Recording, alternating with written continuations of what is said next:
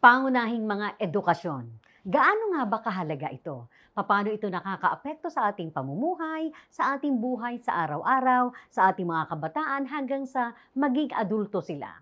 Ito pang espesyal na edisyon ng Pilipinas Online Bantay OCW, hatid ng Bantay OCW Foundation dito po sa Inquirer.net at Radyo Inquirer Online. Ako po si Susan K. Bantay OCW, Bantay OCW, Bantay OCW, Bantay OCW, yeah, yeah.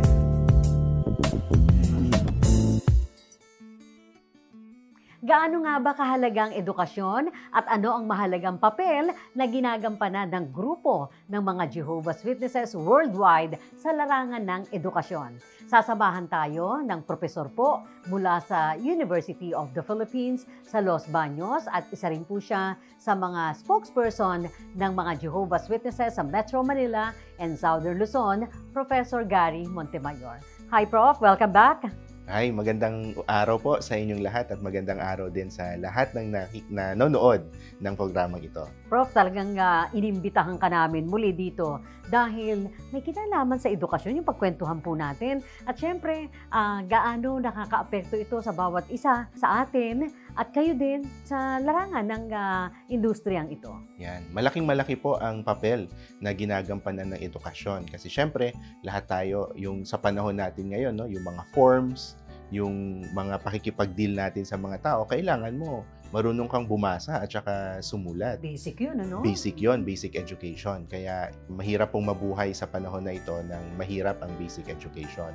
Pero alam nyo po na nakakalungkot kasi sa statistika natin, sa statistics natin tungkol sa basic education, itong report ng World Bank noong 2021, nagsasabi na 9 out of 10 na mga children na 10 years old ay nahihirapang sumulat at saka magbasa. 10 years old na yan, ha? Yes, oo. Nahihirapan. Siyam sa 10, so isa lang yung magaling. Oo. Ay, grabe. 90%, no? Oo. Kaya makikita natin na malaki yung problema talaga natin sa basic education. Ang totoo niyan, sa literacy, no? Sa literacy. Worldwide po ito. Hindi naman po. Ito ay sa Pilipinas. Oh. Oo, 9 out of 10. Sa buong mundo, ang sinasabi nila ay ang estimated ngayon ay nasa 771 million yung apektado ng ganitong problema at tumaas. Palaki yung bilang? Yes, tama po, sa buong mundo at tumaas pa ito after ng pandemic talaga. After ng pandemic. Anong nangyari sa kanila during the pandemic? Nawalan sila ng gana na mag-aral? Ganun ba yun? Siguro dahil hindi tayo lumalabas noon at saka limitado yung ating interaction ng mga bata sa kanilang mga guro dahil nag-o-online, ganyan. Maaaring malaki yung naging epekto po noon sa kanila. Kasi yung pag-o-online, yung mga gadget, pang games lang daw nila yun eh. Oo. Tapos doon sila nag-aral. Tama. Kaya malaki talaga yung naging epekto ng pandemya sa education natin, lalo na sa literacy. Kaya makikita natin na hindi lang ito problema sa Pilipinas, Opo. problema ito ng buong mundo. At dahil dyan, para ma-recognize yung ganyang problema, actually ang UNESCO ay nag-celebrate ng 56th International Literacy Day nitong September 8, 2023. Kasi ito ay bahagi nung tinatawag nila na pag-fulfill noong Sustainable Development Goal, o SDG number 4, tungkol sa quality education. Kaya nagpapaalala ito sa atin na talagang problema yung literacy sa buong mundo. Pero syempre, hindi na lang natin basta ipapaubaya ito o ibahala na lang sila dyan sa industriya ng edukasyon, kundi bawat isa. Hindi po ba ay may responsibilidad para matulungan itong ating mga kabataan? Opo, tama po yun. Ang totoo, marami namang ginagawa ang ating government at ang ating pamahalaan para masolusyonan o ma-address yung ganitong mga problema. At hindi lang sila yung gumagawa nun. Meron ding mga non-government organizations na ganun din yung advokasya tungkol sa edukasyon, basic education, literacy sa mga bata.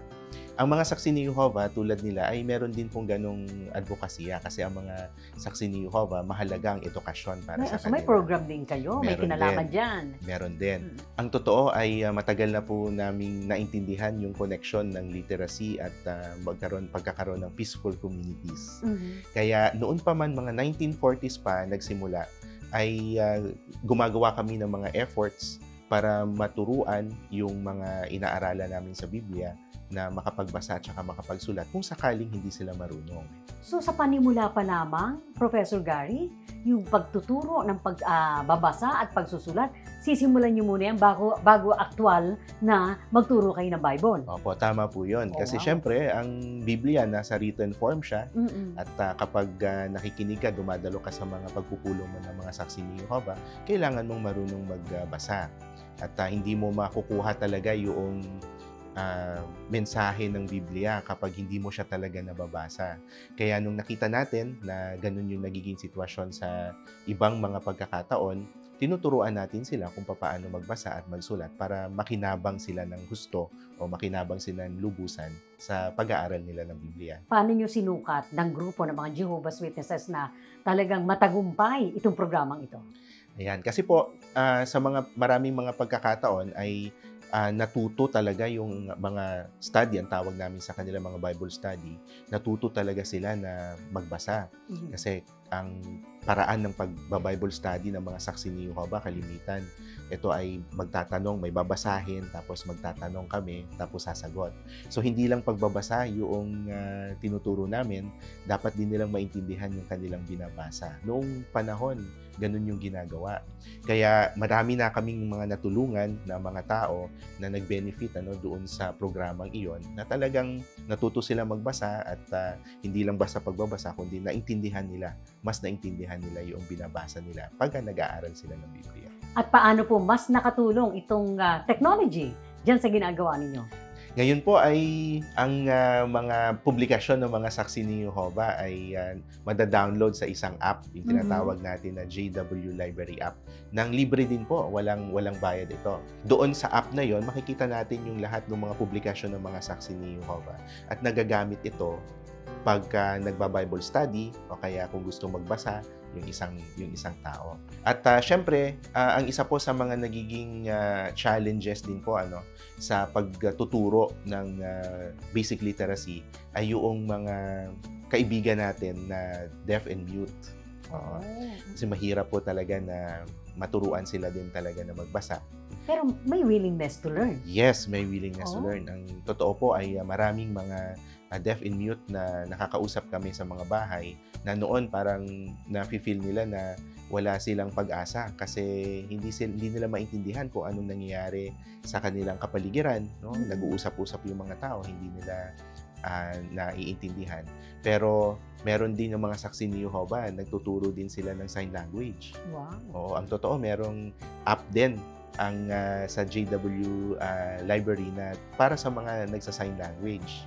Special ata yung Filipino Sign Language, tama ba? Opo. Hindi, may international at meron tayong talagang pang-atin lang. Yes, merong American Sign American, Language. At mm. merong iba-ibang klaseng sign language. Pero yung Filipino Sign Language, talagang mas naintindihan siya ng mga Pilipino kasi yung paraan ng paggalaw ng kanilang mga kamay, talagang maintindihan siya ng base sa kultura natin.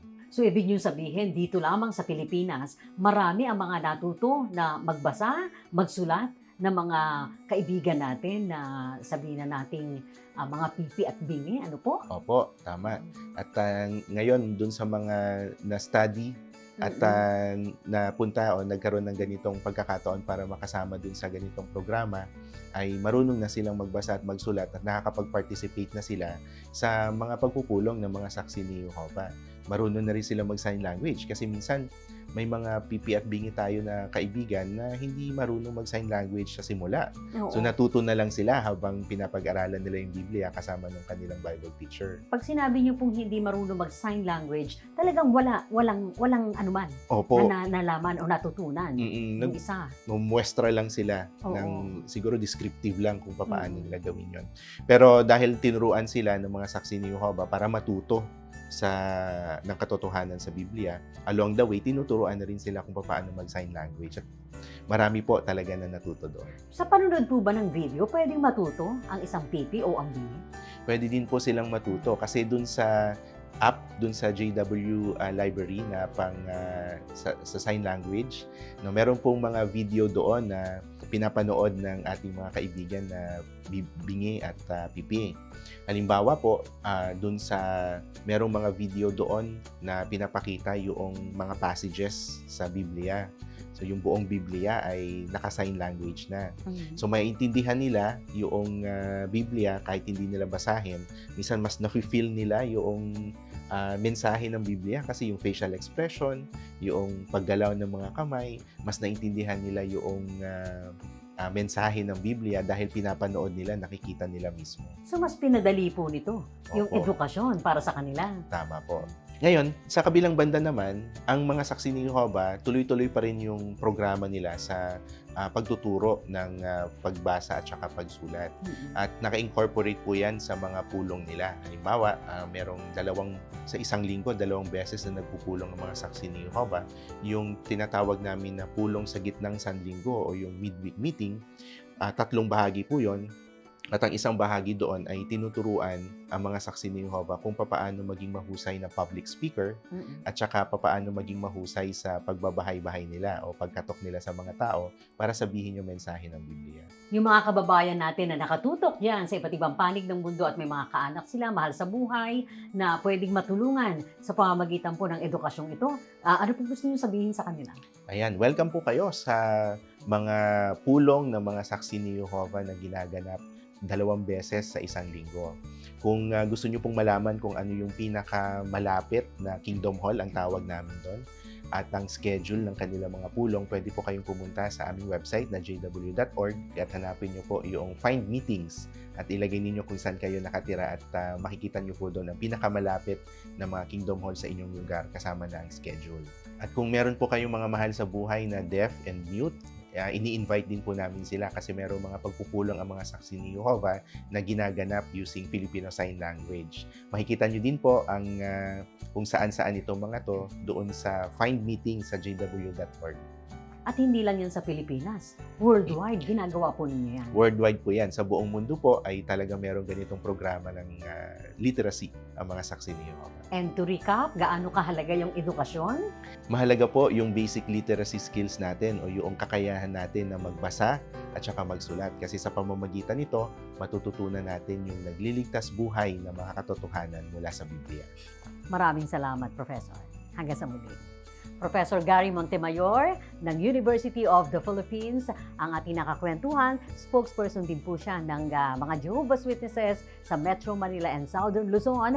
May kinalaman sa kahalagahan ng edukasyon at papaano tayo naaapektuhan at papaano tayo nasasangkot ang bawat individual pagdating po sa kahalagahan ng edukasyon.